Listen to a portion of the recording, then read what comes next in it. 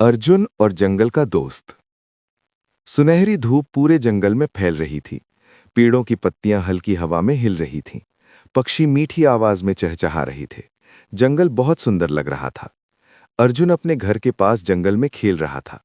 वो बहुत जिज्ञासु और बहादुर बच्चा था। उसे नई नई चीजें देखना और समझना बहुत अच्छा लगता था। उसकी आंखों में हमेशा कुछ नया जानने की चमक रहती थी। अचानक उसे झाड़ियों के पास से सरसराहट की आवाज आई। अर्जुन ने रुककर ध्यान से सुना और बोला, "यह आवाज कैसी है? लगता है यहां कोई है।" वो डरने की बजाय धीरे धीरे झाड़ियों की तरफ बढ़ा। जब उसने पास जाकर देखा तो उसकी आंखें चौड़ी हो गईं। वहां एक छोटी सी लोमड़ी झाड़ियों में फंसी हुई थी। उसके पैर एक जाल में उलझे हुए थे। लोमड़ी बहुत डरी हुई लग रही थी। अर्जुन ने प्यार से पूछा, "क्या हुआ लोमड़ी? तुम यहां फंसी हो क्या?" लोमड़ी ने कांपती आवाज में कहा, "हाँ, मैं इस जाल में फंस गई हूं।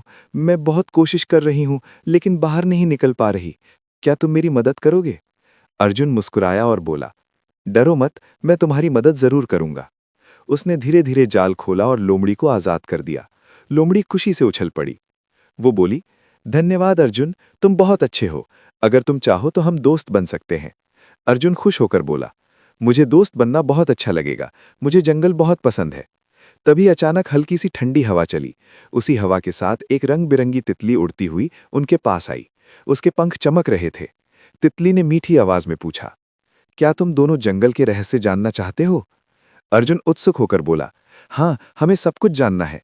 तितली मुस्कुराई और बोली, "जंगल बहुत खास है। क्या तुम जानते हो कि फूल इतने सुंदर क्यों होते हैं?"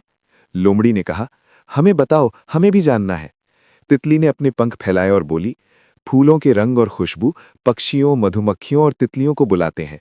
इससे जंगल जिंदा रहता है।" अर्जुन ध्यान से सुन रहा था। उसने कहा, "अब मैं जंगल को और अच्छे से समझूंगा।" इसके बाद अर्जुन, लोमड़ी और तितली साथ साथ जंगल के अंदर घूमने लगे। उन्होंने ऊंचे पेड़, रंग बिरंगे फूल और छोटे छोटे जानवर देखे। रास्ते में लोमड़ी बोली, "ये रास्ता जंगल के राजा की ओर जाता है। वो जंगल की रक्षा करता है।" अर्जुन ने कहा, "मैं भी जंगल की रक्षा करना चाहता हूँ।" कुछ देर बाद तीनों एक बड़े पेड़ के नीचे बैठ गए। तितली बोली, "जंगल का सबसे बड़ा राज है इसे प्यार और सम्मान देना।" लोमड़ी ने कहा, "सभी जीव एक दूसरे से जुड़े होते हैं।"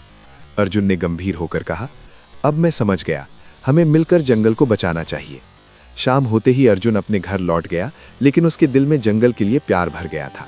उसने मन ही मन सोचा, "अब से मैं हर पेड़ और हर जानवर का ध्यान रखूंगा।" संदेश: ये कहानी हमें सिखाती है कि हमें प्रकृति और पर्यावरण से प्यार करना चाहिए। सभी जीव जंतु और पेड़ पौधे एक दूसरे से जुड़े होते हैं। अगर हम मिलकर काम करें तो हम दुनिया को बेहतर बना सकते हैं।